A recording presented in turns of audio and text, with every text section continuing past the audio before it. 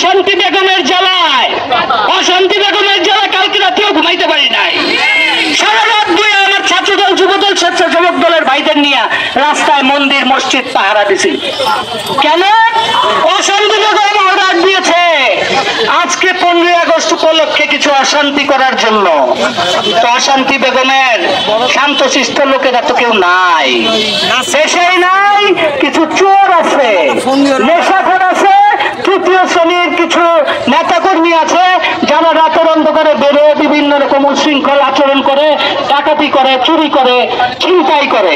তো সব মিলিয়ে আমাদের নেতা তারেক রহমান বলেছেন দেশের শান্তি শৃঙ্খলা বজায় রাখার জন্য আমাদের যার যার ক্ষেত্র থেকে আমরা কাজ করব। সেজন্য রাত্রে না ঘুমিয়ে আমরা পাহারায় থেকেছি। আজকে আমাদের ছাত্রদল, যুবদল এবং আমাদের শহীদ জিয়ার ভাইদের আন্তরিক অভিনন্দন ও মোবারকবাদ জানাই। তাদের সচেষ্ট থাকার কারণে আজকে নারায়ণগঞ্জে কোন রকম উশৃঙ্খল আচরণ হতে পারে নাই।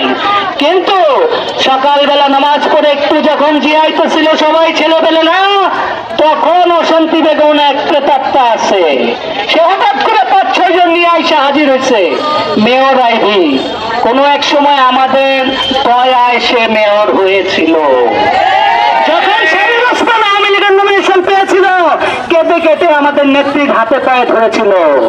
আমরা কিন্তু ওই সময় আপনাকে দয়া করেছিলাম।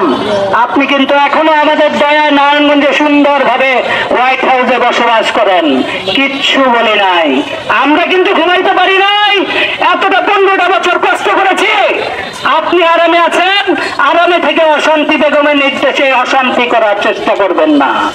আমরা অবিলম্বে এই অশান্তি বেগমের প্রেতাত্মার পদত্যাগ চাই। অশান্তি বেগমের প্রেতাত্মাকে সরিয়ে এখানে একটা জনগণের প্রশাসক নিয়োগ করার জন্য আমি আমাদের মহানগরের নেতৃবৃন্দের মাধ্যমে আমাদের এই তত্ত্বাবধায়ক সরকারের কাছে আবেদন জানাচ্ছি। কারণ যত কিছুই বলে তারা কিন্তু ষড়যন্ত্র করার জন্য থেমে থাকবে না। আর কতদিন না ঘুমিয়ে পাহারা দিব।